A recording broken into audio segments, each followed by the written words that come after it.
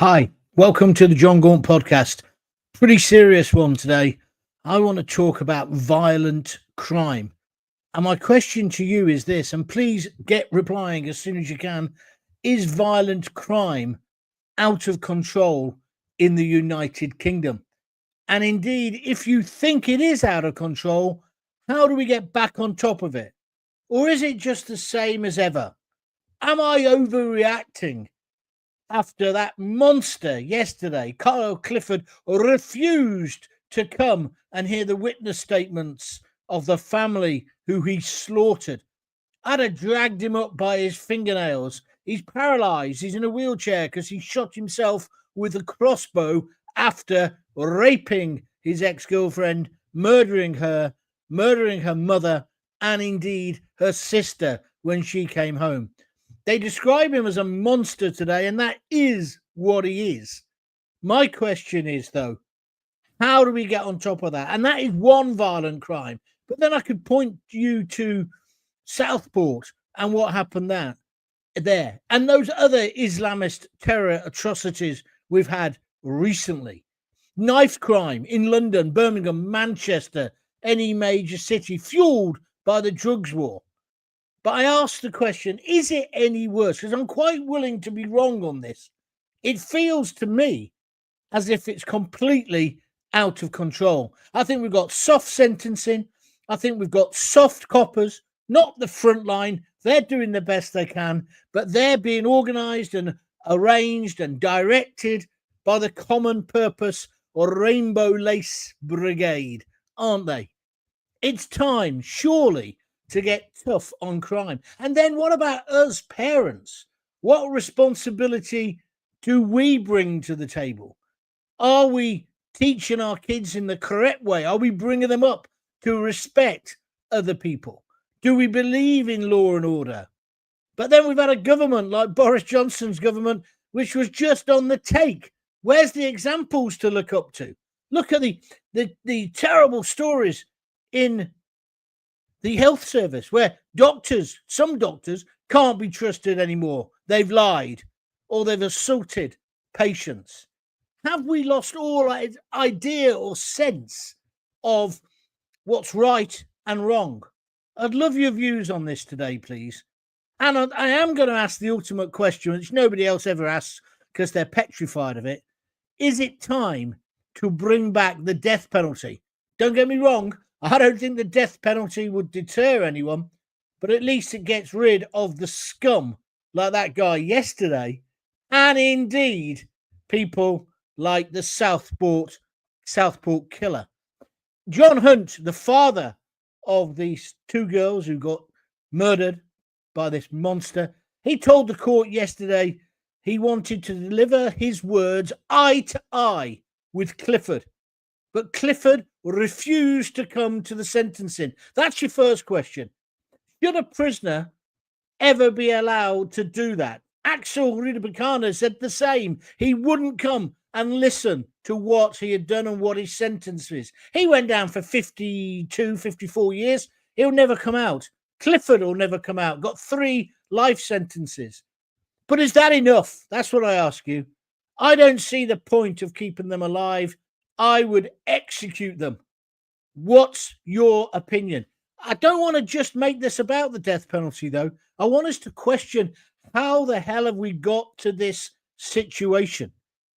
Mr. Hunt was given his victim's impact statement. He said, Kyle, just remember one thing. This is the man who killed his wife and 2 beautiful girls. And I thought long and hard about putting the pictures of them up as my banner today for this broadcast, but in the end I decided I had to, because they could be anybody's daughters, anybody's wife, and it's only when you see it that you think just how horrendous what this man is and what he did. Of course he's a misogynist, of course he's foul. He couldn't put up with the fact that he had been rejected. So this is what John Hunt said yesterday. Kyle, just remember one thing. Whatever sentence you are about to receive, whatever misery lies ahead for you, remember, on your dying day, there will be no release for you, Kyle. So maybe in a way, he's saying the life sentence is better. And then he said, the screams of hell, Kyle, I can hear them now. They're going to roll out the red carpet for you. It says here on this report, he was visibly emotional. When I heard this yesterday, I was in bits by it. He's talking like any dad, any father, isn't he? He described the killer as callous, cowardly, and vindictive. Then his daughter, the one who survived, Amy, told Clifford he'd earned a place in hell, describing him as a monster, and that what he did to my baby sister is nothing short of demonic. Of course, the court was silent as John and his daughter spoke, broken only by the sounds of sobbing of other family members and police officers. Police officers. It's just horrendous, isn't it? Just absolutely horrendous. Your views, please. Why is this happening? Why is it happening in the United Kingdom? Is law and order and is violent crime completely out of order? Mike Pepper says it is, but they won't speak about it. So therefore it doesn't exist. Well, it's not just up to the politicians, Mike, is it? It's up to me and you and everybody. Anybody who's watching this broadcast, whether you're watching it live with me now this afternoon, or whether you're watching it on catch up later, whether you're listening to it on one of my audio podcasts, it doesn't really matter. We've got to make our voices heard. You don't have to agree with me. I think the death penalty is the right sentence. Although what John Hunt said yesterday does make me stop and think that every day he wakes up, Clifford will remember what he did, how he took away that. But he gave those two girls and their mum a life sentence. He killed them. He stopped their life and probably stopped John Hunt's life as well. He's a BBC radio commentator, as you probably know. I just think it's horrendous. I think all of this has gone too far. And I go back to what I said weeks and weeks ago about the broken window philosophy. That's where it starts. There's no discipline in the home. There's no respect. And then, of course, we've got to talk about the feckless fathers. So many families being brought up without a male role model. And then the men who are around, we've kind of been emasculated. We all know what a woman's role is, which is anything. We had International Women's Day the other day. Don't get me wrong, I agree with it. I've got two daughters myself. But what's man's place or the men's place? And why aren't men standing up to this brutality? It's horrendous. And I'm going to go on and talk about the other crime as well. I'm going to come to your comments in a moment. Keep them coming in, please. Let's just build a little bit of momentum so we can have a real debate. How do you think we get on top of violent crime? Do you agree with me? It's out of order in the country at the moment. Do you feel unsafe? Not just ladies now, not just women, men. Do you feel unsafe on the streets at night? I'm off to see my daughter tonight in lovely Leamington Spa. But I still thought seriously, well, how do I get back to the train station?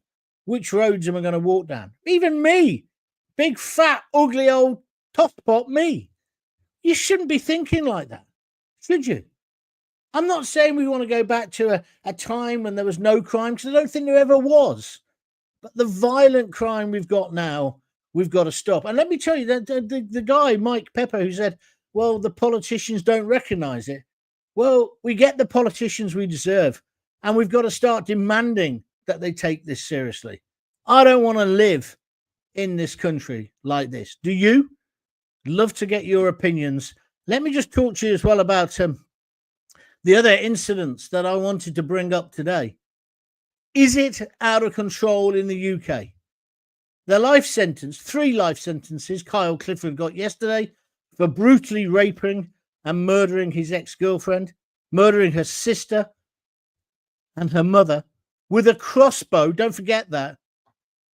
But also then let's talk about gang warfare. I mean, under Citizen Khan, it looks like London is stab city. And what are we going to do? Oh, we'll have a knife amnesty. Well, we've had loads of them, and it still carries on. It's got to surely be carry a knife, you're going to get life. If you carry a knife, you're going down for 10 years. No parole, No messing about, straight away. I would make the prison sentences for knife and gun crime to be really hard. They should be, to use the cliche from The Clash, breaking rocks in the hot sun. Do you agree with me? We've also got to concentrate on the drug trade. And how do we get on top of that? And these, what do they call them? Cross-country lines. And then, of course, the murder of those 3 young girls in Southport by Alex Rudakubana, an Islamist murderer, even though they wouldn't tell us that at the time.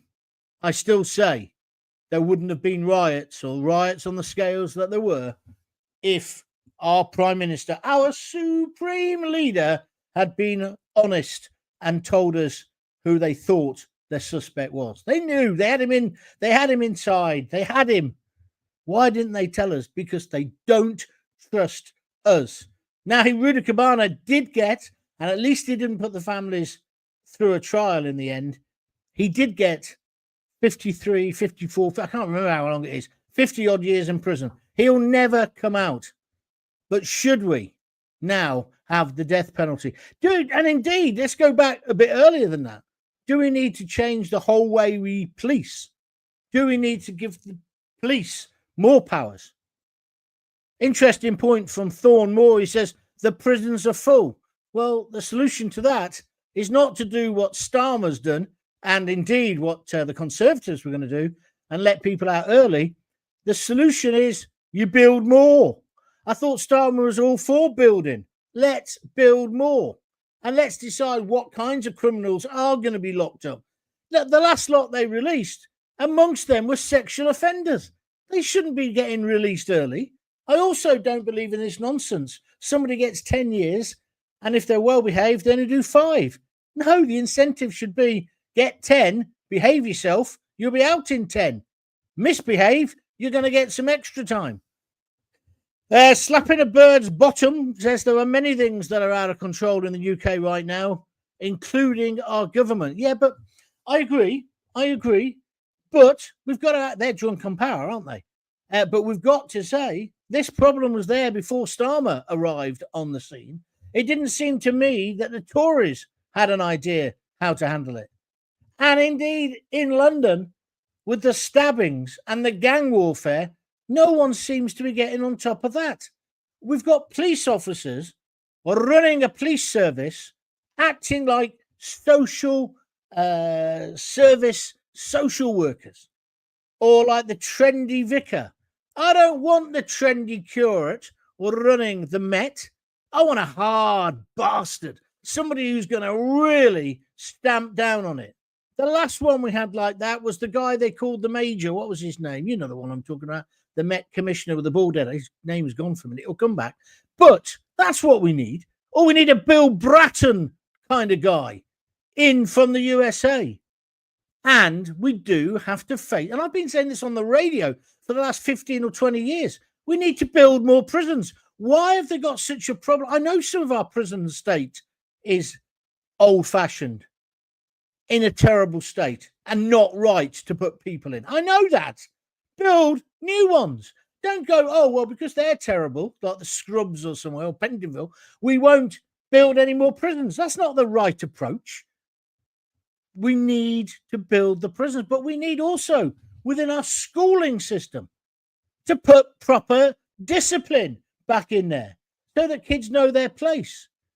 If you're hard on kids when they're young, I'm not talking about beating, because I know the big smacking debates come up again, and I don't believe in smacking children anymore. I used to, and I've done it a couple of times, but I wouldn't do it now because it's almost an admittance of failure. We need to find other ways to cope. However, kids do need discipline. They need parameters, and they need to be told, if you do that, I'm going to be showing you the consequences of your action. You know, some parents do that thing where they count to 10. Well, if you count to 10 and the kid's still being a yobbo, you then have to do whatever the threat was, don't you? Otherwise, they'll just take the P1SS out of you constantly. Death penalty will never happen, John, because there are too many bleeding hearts in this country. Well, do you think there's more bleeding hearts than the decent silent majority, because I don't.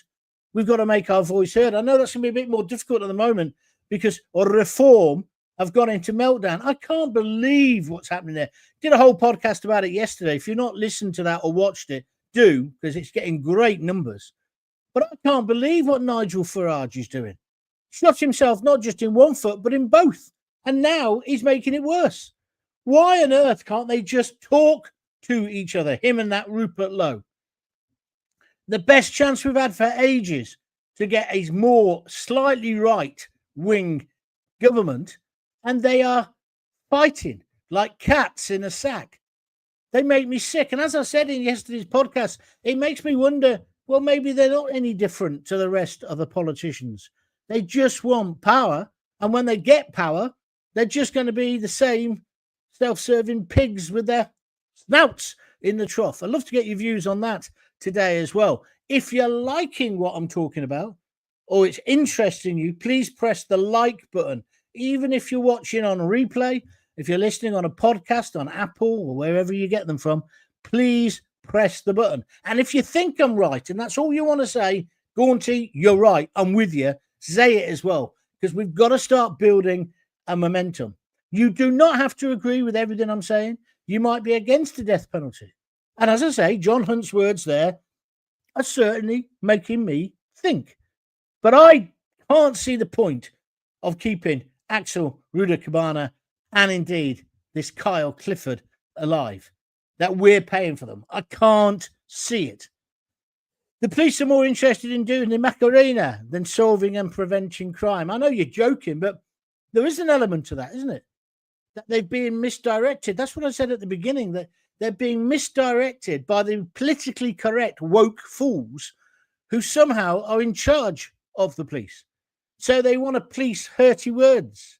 They want to tell people off them. They're even investigating whether, what's his name? The guy from Reform, Rupert Lowe, whether he actually did verbally abuse the chairman. And now the chairman's been abused, being accused of being an abuser in terms of his verbal altercations with members of the staff. Get over yourselves. They're not police matters, are they? It's like people have been sent to prison, or journalists like Alison Pearson getting a knock on the door for something she wrote in a paper. I want you to protect us from violent criminals and sexual abusers. I don't want you to be policing us for what we might say is an honest held opinion on Facebook or X or Twitter or whatever it's called. How about getting on top of the rape gangs? I can't believe we've still got a position. It's 20 or 30 years since I first talked about this on the radio, and we've still got it happening in this country. And it isn't just historic ones, i.e. now more evidence has come to light, we're getting more people in court. It's still going on. And not just in the Muslim community. Obviously, that's where the focus is at the moment, largely, but it's going on in all communities to a lesser and greater extent. Why do we tolerate this? What's that song by the Manic Street Preachers? If you tolerate, I don't know if it's about this, but if you tolerate this, then your children will be next. What a terrible world we're living in. Clive Powell says, you are right on Facebook. Thank you, Clive. Dave Burton says, bring back the birch. I'm not sure whether that would work. I used to be a great believer in bringing back the cane in school, as I used to call it the ultimate deterrent. And I have had the cane, and I can use the cliche, it never did me any harm. But we should be able to, when the kids are kids, surely discipline them and control them in a different way. Isn't slapping them or caning them an admittance that we've lost control? There's a kid in my school called Greggy. He was also always outside Grimes, the headmaster's office, always getting the cane. It didn't really change his behavior. The way to change behavior is surely to work with these kids. And I'm not going soft on you, by the way. I'm not going soft. We do need to get on top of this. But let's go back to the whole root cause of this.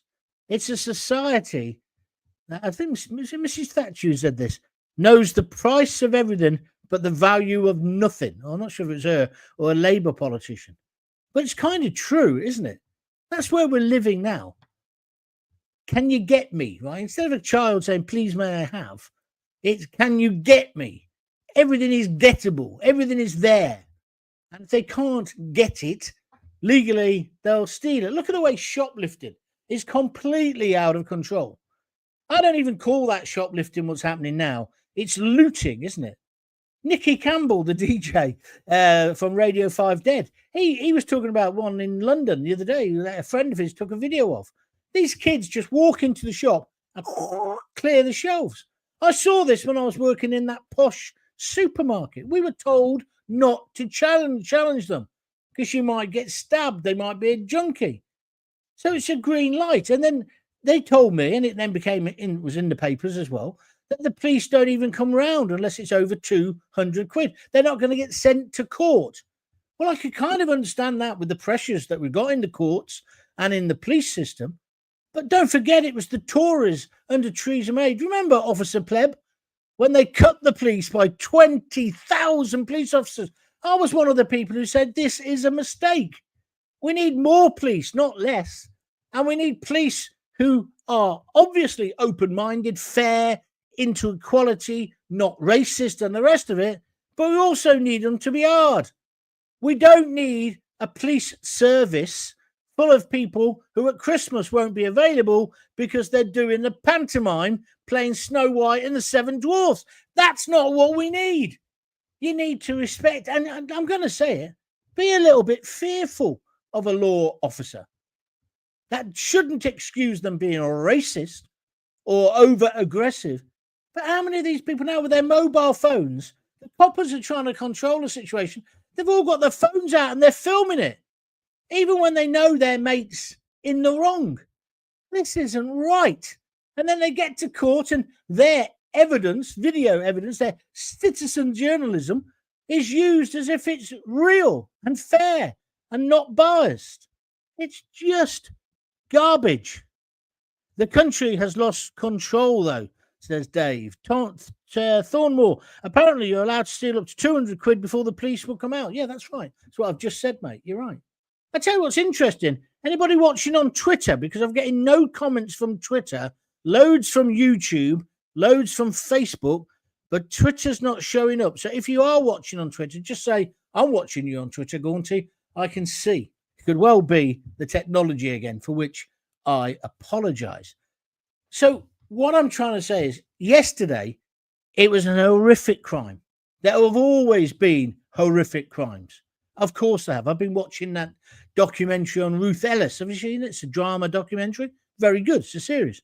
So there's always been crimes like that. There was the craze back in the 50s and 60s. Jimmy McGovern up in Glasgow slashing people. He got rehabilitated, though. There has always been violent, horrid crime. Yeah, the Moors murderers, another example. But it just seems as if there's more. What do you think? And that we don't get on top of it.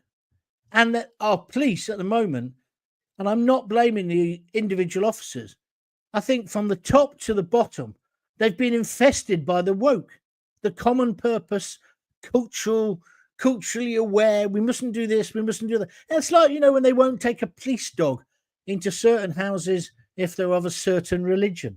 Why not? That's two-tier policing. You don't like dogs? Tough. We've got police dogs in this country. That's what we do. Look at the Spanish police. I wouldn't dare answer back a Spanish copper. Would you? No. And I'm not saying we need to turn into paramilitary thugs. Although I would stress one thing. Why are our police now looking like RoboCop? But they actually act like robots. They don't act like a tough, hard RoboCop, do they? They don't smash a few eggs to make an omelette. They're literally scared. All tooled up. Nothing got the old uniform my dad had. I remember my dad when he was in the cops when I was a kid. He had a cape and he had a whistle, no radio, and he had a truncheon, which had got burnt when he arrested somebody. That's what he had. And now, as I say, they've all got their stab vests on. I don't blame them. But crime's out of control. And certain crimes, they turn a blind eye to. Not the fault of the individual officers. I want tougher policing. I want tougher sentencing. And I want more prisons. And then when we have horrific crimes, like the one that I've described yesterday, and we have horrific crimes like, are we allowed to call him an Islamist yet? Rudakubana, yeah? He's certainly a terrorist, isn't he? Don't you want that dealt with more swiftly? Don't you want to be told who the suspect is? Aren't you fed up when they say, yes, a man was seen running away, 6'4", but they don't mention anything else? So then you naturally assume, maybe, just like the rioters, the wrong thing. That's no good. Describe them. If you were describing me, fat, scruffy, white bloke. Too fat, too old to be running. Right? That'd be me. Right? I won't take offence. If it's a black person, say it's a black person, 6'4", black skin, blah, blah, blah. Got dreadlocks or hasn't got dreadlocks. You understand where I'm coming from?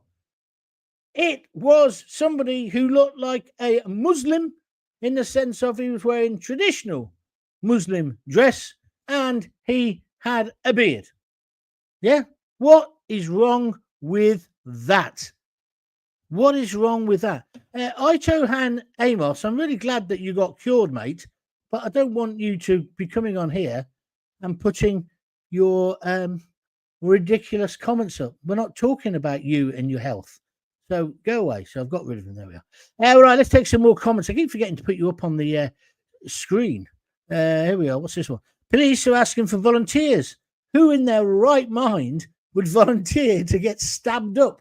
I think you're right. Do we still have specials? See, that's what we used to have, and they were part of the community. But we need coppers. I was always against PCSOs. I can see a role for them now, but when they were chopping the coppers down during the PC pleb thing, they were trying to replace them with what the proper coppers called hobby bobbies. Yeah, people who weren't proper, didn't have the office of constable, so they couldn't actually arrest anyone. There's no point in that, is there? During the Queen's funeral, you can see a massive difference in smartness, discipline, and pride in the military than the police. I didn't spot that myself, Chopper, but thank you for your comments. John Hugh Edwards, 1 year wait for trial, then walks away scot-free. Hurty words, you're banged up within a week, and 2 years sentence. It's crazy.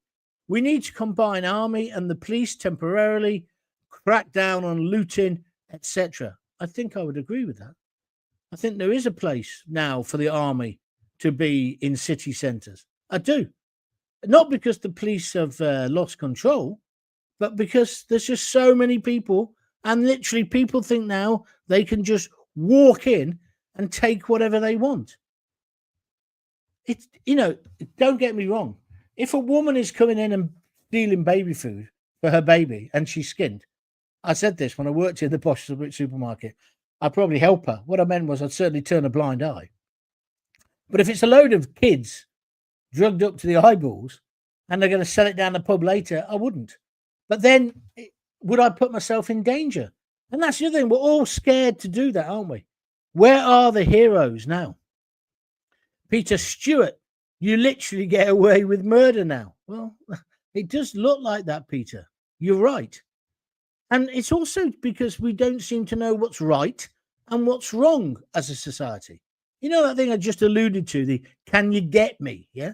No one says please, please, and thank you anymore. No one makes a request. No one asks a question. We all jump to conclusions. We see the copper and we automatically think he's bent. Yeah, he's a racist. Yeah, he's corrupt. When most police officers are doing it as a sense of duty. I'm not saying there aren't bad apples. Of course there are. But it does worry me that we've had this complete breakdown. Like what you're saying about doctors, nurses. Like, I don't really like the way people have a go at the nurses and doctors who did the dance routines to TikTok during the during the COVID crisis. If you were there every day watching people die, are you not allowed to have a laugh? Are you not allowed to somehow give yourself a bit of gallows humor or, just relax for a minute? Well, I think you should be. So I think, again, that's the wrong target. And no matter where you stand on COVID and the vaccinations and the rest of it, now is the time to move forward, isn't it? And to naturally assume everybody in the health service is a killer and let's have sentences. That's what some people are saying. It's just ludicrous. Ludicrous. We've got to get a sense of proportion. You might say, well, a lot of these violent crimes, I mean, I see they've tried to put the violent crime of Kyle Clifford yesterday. They said he'd been watching Andrew Tate's videos. I've never watched any of them. I mean, I think the guy's a Burke. Why does he speak with that ridiculous accent? He comes from Luton. I've worked in Luton. I didn't end up speaking like that, right? I don't know about the rights or wrongs of him, but I don't think with that influence, he says some pretty horrible things about women from what I gather and the little bits I have read about him. But pinning it on him is a bit like when they try to pin, well, it all goes back to Clockwork Orange. They tried to pin riots on that brilliant movie. It's all a bit daft. It's all a bit one-directional. It's a bit Route 1 football, isn't it? Mind you, after watching Coventry City last night, that's what we need to start playing. What a dreadful performance. What do we have? 9 wins on the bounce. And then last night we played Derby and we were useless. I've got to say hello at this point to Ben the Ram. Every time they beat us, he gives me a £5 for my coffee. He sends me a coffee, but just to rub my nose in it. Thank you, Ben. If you do want to support the podcast, the way to do it is to buy me a coffee. Simple enough. You just go to www.buymeacoffee.com/John Gaunt, and then you can donate a £5. Lots of people donate 15 quid at the first time, but it's up to you. And that all helps to make the podcast come on. Have you seen my new shirt today? I think it looks quite nice. Going back to Hugh Edwards for a moment, Regan and Carter. Yeah, did you see him? He's now living in his mum's old cottage. Where's the punishment been for him? And he's now used as an example in case law. Other paedophiles are saying, well, Hugh Edwards didn't get set down for looking at these photos. Why am I being? It's absolutely mad. That guy should have gone to prison. And I don't care if Hugh Edwards' sentence was tougher than some bloke we've never heard of. I don't give an SH1T. Use them as an example. See what I'm trying to say? It's just nonsense. And it's just nonsense for people to think they can walk into a shop and clear the shelves. And then the final bit of this jigsaw of what we've got, I alluded to it a few days ago. The amount of people we're letting into the country, or they're getting into the country, we're not vetting them, and they've got different, how shall we put it, cultural standards. Some of them, not all of them, some of them seem to settle an argument or a disagreement with a machete rather than negotiation. That's no good. We need to clamp down on that. We must also need to know who is in the country. I still haven't had a satisfactory answer to that bloke who wanted to kill all Jews on social media, but got in on a rubber dinghy a couple of days ago. Has he been sent back yet? Is he now in prison in the country that he came from? What is going on? And when we've got people preaching hatred, why aren't they thrown out before their sandals can touch the ground again? Penny Lancaster is a special. She is. You're right, Peter. She is. That's Rod Stewart's missus, isn't it? I'm sure she's an individual woman in her own right. And so, finish. I'm going to finish now. Because this subject could easily get me into trouble. I could easily say something I don't particularly want to say. But what I will say is this. I believe violent crime, knife crime, etc., is completely out of control. Our sentencing isn't tough enough. We're not strong enough with our children. We don't know where they are. There's too many feckless fathers. We all love to blame single mums, but I think we should be looking at the fathers as well. Where's the role models? Why haven't we got more facilities for kids to divert them from crime? How about a few more jobs for them?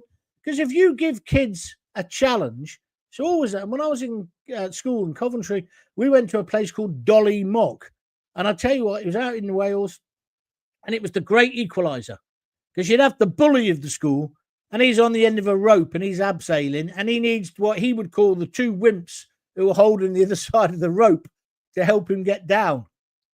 It builds teamwork. It builds togetherness, just like competitive sport does that.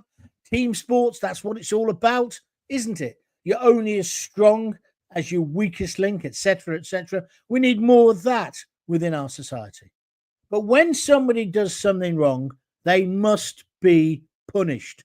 Yes, they should be rehabilitated. It's totally wrong that we send people to prison and they come out and they're still addicted to Class A drugs, or they still can't read or write. I wouldn't let anyone out of prison, no matter what they were put down for, until they could read and write, and indeed, they are off drugs. There are too many drugs in our prisons. I think we know why and how. That's got to be something. There's that thing that they're saying something about, I think it was Manchester, where they're using drones to drop drugs and knives and guns into prison. I'm sorry. Maybe I'm a bit thick or a bit naive. I can't think it's that difficult. You know where the bloody prison is, yeah? You know what a drone does, it flies. You know if it's at night time, don't you just position a couple of marksmen and shoot a few down? You'd only have to shoot a few down and that would be the end of it. I find all of this ludicrous. It's like we've lost control. Our lawmakers, the politicians haven't got a clue. The law enforcers, well, they don't want to enforce anything. Oh, no. They're too concerned about the human rights of the scum rather than our human rights. It should surely be our human right for me tonight to walk back in the pitch black. Or if you know where Leamington Station is, you know what I'm saying. You can cut through the back of it. I should be able to walk through there without any fear. And certainly, if I'm a little bit fearful, what are women like who are on their own, getting off the train as they come back from London or Birmingham? This is wrong. We should not be living in fear, because we should be punishing harshly the people who are committing the crimes. And we should be creating a society where people know it's about contributing, not just taking. That thing I said about the get, can you get me, right? That's all part of this same thing. Everybody knows their bloody rights. Not enough people know their responsibilities. That's what we've lost. And I'm not blaming this Labour government. All the Conservatives, they're all involved in this. This political chitter-chatter, BBC. Oh, everyone's lovely. Well, everyone's not bloody lovely. There's some horrible scumbags out there. We need to have a different approach. Are you with me? And now, just before I go, I do want to finish by saying my thoughts are obviously with the family, John Hunt's family. It's just terrible. And those little girls in Southport. And I hope I haven't insulted anybody by using them as the example, but I felt I had to. Every father, every mother, every parent needs to know that could be your kids. Don't forget that Clifford. He lived with the family effectively. He'd been going out with her for a year or so. It's just horrendous, isn't it? It's just so beyond the pale. But it all starts with low-level crime. And him, he's got a scumbag brother who's in prison for a similar sort of offence. It's frightening. Really, really frightening. We've got to fight back. The decent, silent majority, and we've got to make our blooming politicians stand up and be counted. So my thoughts are with those families. Until tomorrow, if you've got kids, give them a kiss, give them a hug, a real hug, and tell them that you love them. And I'll speak to you again tomorrow, hopefully. You've been watching the John Gaunt broadcast, or you've been listening on Catch Up, or watching on Catch Up. Thank you for supporting me. Keep doing so, and keep spreading the word. Keep telling people about the John Gaunt Show. Don't forget the YouTube channel as well. You can subscribe for that. 99p. It's as cheap as chips. See you later. Bye.